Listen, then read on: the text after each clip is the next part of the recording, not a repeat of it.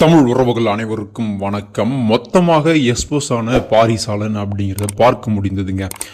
சீமான் அவர்கள் குறித்து ஆதன் சேனல்ல தொடர்ச்சியாக அந்த காணொலி முழுக்கவே நாம் தமிழ் கட்சி குறித்தும் அண்ணன் சீமான் அவர்கள் குறித்து தான் பேசிட்டு இருக்காரு அப்படிங்கிறத பார்க்கிறோம். அது ஆதன் மாதேஷ் அவர்கள் ஒரு கேள்வி கேட்கிறார்.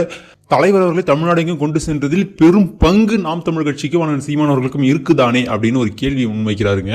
இதற்கு அண்ணன் பாரி அவர்கள் கொடுத்த பதில்ல இருக்கு இல்லை அப்படிங்கிற பதில் கொடுத்துருக்கணும். இல்லை அவர்களுக்கான பங்குகள் கண்டிப்பாக இருந்தது அப்படிங்கிற மாதிரியான ஒரு பதிலை கொடுத்துருக்காங்க. அவர் கொடுத்த பதில் அப்படிங்கிறது முழுவதுமாக வேறுபட்டு வன்மத்தோடு அந்த பதில் அப்படிங்கிறது அமைந்திருந்தது. நீங்க அந்த காணொலி பார்த்திருப்பீங்க.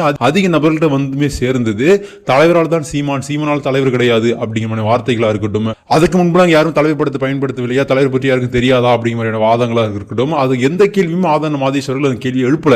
அவருடைய பங்கு இருக்கா இல்லையா அப்படிங்கிற ஒரு கேள்வி மட்டும் தான் எழுப்பிக்கிறார்.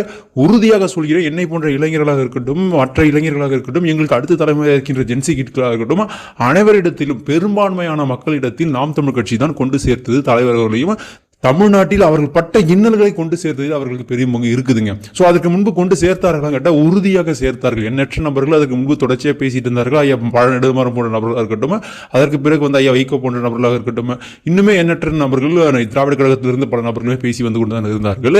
அவர்கள் வரிசையில் அண்ணன் சீமான் அவர்கள் பேசியதுக்கு பிறகுதான் இது தமிழ்நாடு எங்குமே பரவலாக பேசப்படாக மாறிச்சு. பல பேர் தலைவர்களே அண்ணன் சீமானுடைய அண்ணன் அப்படிங்கிற அளவுக்கு தான் வச்சு பார்த்தார்கள், அப்படிதான் எண்ணினார்கள். ஸோ இப்படிப்பட்ட அளவுக்கு அண்ணன் சீமான் அவர்கள் கொண்டு போய் சேர்த்தார்.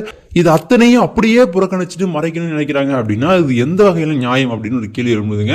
ஸோ இதற்கு இவரே பதிலுமே கொடுத்திருக்காரு. அதாவது பழைய காணொலியில் இதே மாதிரி கேள்வி எழுப்பும்பொழுது தமிழ்நாட்டில் புலிகளை பற்றி அதிகளத்தில் பேசுனது நான் சீமான் அவர்கள் தான் அப்படிங்கிறத பாரி அவர்கள் ஒப்புக்கொண்டு ஒரு காணொலியுமே பேசியிருக்காரு. அந்த காணொலியுமே நம்மளுடைய இன்ஸ்டா பக்கத்தில் பதிவு செஞ்சிருக்கேன், ட்விட்டர் பக்கத்தில் பதிவு செஞ்சிருக்கேன், எடுத்து பாருங்க. ஸோ நம்ம இதில் போட்டோம் அப்படின்னா காப்பிரைட் கண்டிப்பாக இஷ்யூ ஆகும். ஸோ இப்படி புலிகள் அமைப்புகளாக இருக்கட்டும், அவர்கள் பட்ட இன்னல்களாக இருக்கட்டும், நாம் தமிழ் கட்சியும் நான் சீமான் அவர்கள் மட்டும் தான் கொண்டு போய் சேர்த்தார். அதையெல்லாம் சேர்க்காத நீங்கள் ஏன் ஆமைக்கறி குறித்து மட்டும் பேசிக்கொண்டே இருக்கிறீர்கள் தொடர்ச்சியாக சொல்லிட்டு ஆனால் பாரி அவர்கள் அதிகமே கேள்வி எழுப்புறாரு.